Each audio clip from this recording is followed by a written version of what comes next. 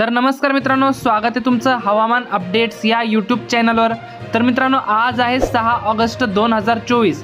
तर मित्रांनो, आज कोणकोणत्या ठिकाणी पावसाची शक्यता असणार आहे, कोणकोणत्या ठिकाणी पावसाची उघडीप असणार आहे, तेच आपण या व्हिडिओच्या माध्यमातून सविस्तर अंदाज जाणून घेणार आहोत। तत्पूर्वी मित्रांनो, तुम्हाला एक विनंती, तुम्ही व्हिडिओ पाहतायत परंतु आपल्या चॅनलला काही सबस्क्राइब करत नाहीत, त्यामुळे आत्ताच चॅनलला सबस्क्राइब करून घ्या व व्हिडिओला एक लाईक देखील नक्की करून घ्या। मित्रांनो, तुमच्या भागामध्ये वातावरण कसे आहे ते देखील आम्हाला कमेंट करून नक्की सांगा व तुम्ही हा व्हिडिओ कोणत्या लोकेशनवरून पाहतायत ते देखील कमेंट करून नक्की कळवा। तुम्ही जर आमच्या चॅनलला सबस्क्राइब केलं असेल तरच तुमची कमेंट आमच्यापर्यंत पोहोचत असते, त्यामुळे चॅनलला आत्ताच सबस्क्राइब करून घ्या। 1 सेकंद लागत नाही मित्रांनो सबस्क्राइब करायला, त्यामुळे लगेच करा। तर आपण आज मराठवाड्यापासून सुरुवात करूया। जसं की आपण स्क्रीनवरती बघू शकता, बीड, लातूर, धाराशिव, छत्रपती संभाजीनगर, नांदेड, परभणी, हिंगोली, जालना या मराठवाड्यातील 8ही जिल्ह्यांमध्ये आपल्याला मध्यम ते हलक्या स्वरूपाचा पाऊस पाहायला मिळते।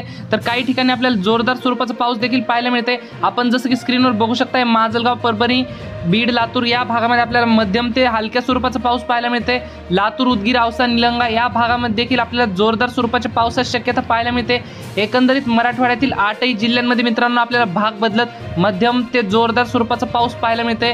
तसंच या ठिकाणी विदर्भामध्ये जर पाहिलं, भंडारा, गोंदिया या भागामध्ये आपल्याला मध्यम ते हलक्या स्वरूपाची पावसाची शक्यता पाहायला मिळते।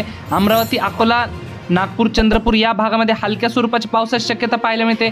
एकंदरीत विदर्भाचा जर विचार केला तर या ठिकाणी विदर्भात हा पावसाचा जोर आपल्याला कमी होताना पाहायला मिळते।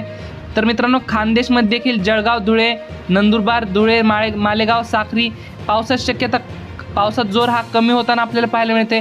तर रत्नागिरी, रायगड, सिंधुदुर्ग, राजापूर, सावंतवाडी, कल्याण, डोंबिवली, ठाणे, पालघर या संपूर्ण कोकणपट्टीच्या भागामध्ये आपल्याला मध्यम ते जोरदार स्वरूपाचा पाऊस पाहायला मिळते। तर पश्चिम महाराष्ट्रामध्ये पुणे, सातारा, सांगली, कोल्हापूर, सोलापूर, पंढरपूर या जिल्ह्यामध्ये हलका मध्यम स्वरूपाचा पाऊस पाहायला मिळते। या ठिकाणी कालच्या तुलनेमध्ये पश्चिम महाराष्ट्रामध्ये देखील पावसाचा जोर हा कमी झालेला पाहायला मिळतोय।